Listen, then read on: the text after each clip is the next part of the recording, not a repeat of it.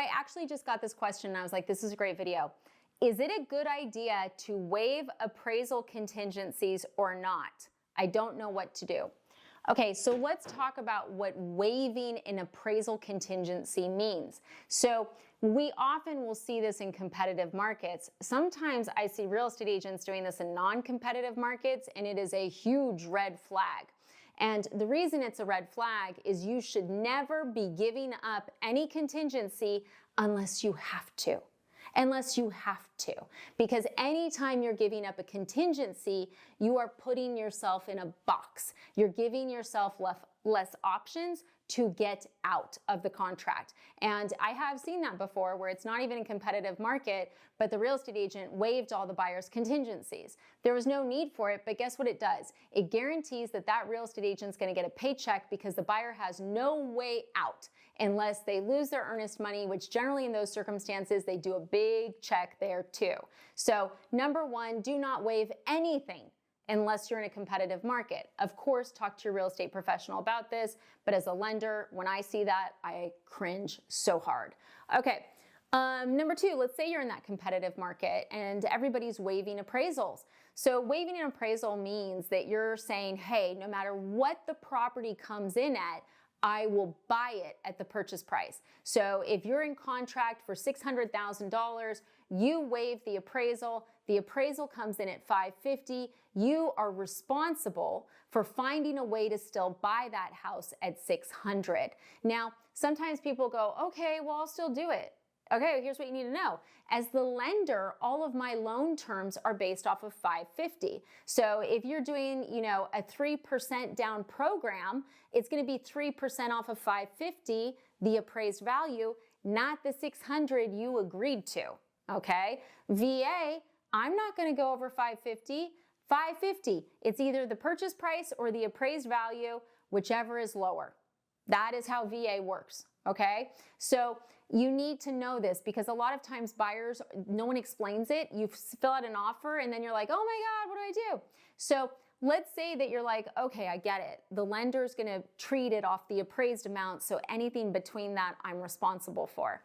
Now, let's say you're doing a conventional loan 20% down, you waive the appraisal comes in low.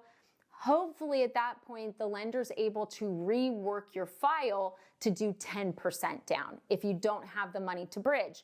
Personally, I feel like the only time you should be waiving the appraisal is if you're willing to pay more than what the house appraises for, because that's what you're saying, okay? Like, this isn't a game. You are literally saying, I am willing to pay for more than what this house appraises for. Or number two, you have enough money to play these games, right? Sometimes I've seen offers, and this is generally not like a client that starts with me. It's like they're in trouble, something went wrong, and they're coming to me. And they're like, oh my God, yeah, we're buying this house, but the appraisal came in low and my lender can't do the loan now. And I look at the contract and I'm like, yeah, because you said you would pay $600,000 for that house, but you don't have enough money. And they're like, I know, I didn't think it was gonna come in low. Okay, so here's the thing. Whenever a real estate agent is advising you to waive the appraisal, you need to make sure that they are providing comparable sales, okay? Even if you have $1 billion in the bank, I'm talking about you, Jeff Bezos. Bezos? Anyways, even if you have $1 billion in the bank, you shouldn't waive the appraisal without looking at comparable sales. So think about it this way. You're buying an apple. Comparable sales are showing you what all the other apples in the neighborhood sold for. That will help you determine what this apple's really worth, because that's how you can gauge if you can actually afford it. Without comparable sales, you're just going in blind, right? And sometimes people go, oh, well, it's listed. Guys, the listing number's like a LOL, right? Like sometimes houses are listed because that's what they're actually worth. The agent's done comparables, they've done market analysis, they've done a lot of research. And sometimes they're listed at that because they said, hey, Bob, I'm happy to sell your house. I don't know why I did an accent, that's not fair. Hey, Bob, I'm happy to sell your house. What would you like me to sell it for? Yeah, right?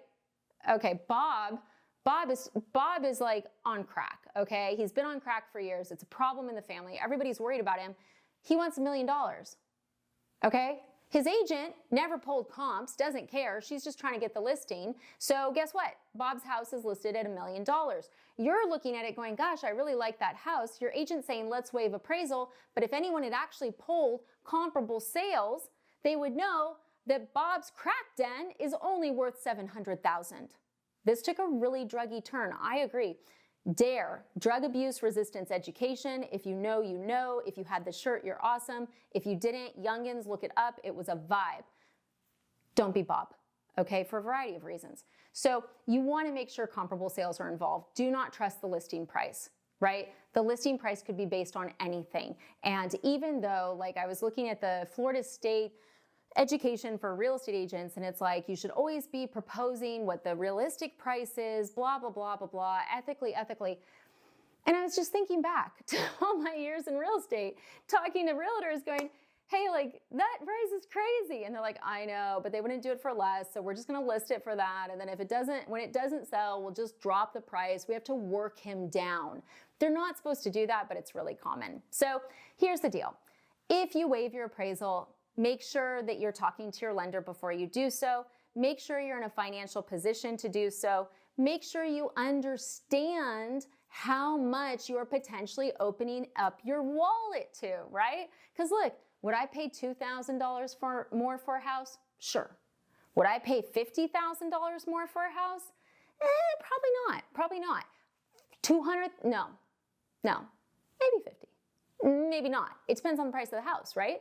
You know, if the house is $200,000, but it came in at $150,000, oh my gosh, that is off. If the house is $1.1 million and it came in at $1.05 million, okay, right? Know your pain threshold. So as always, I hope this video was helpful. I'm licensed in 48 states. All I want to do is your mortgage. Let me help you. But yeah, that's the deal on appraisal waivers. Thanks for watching.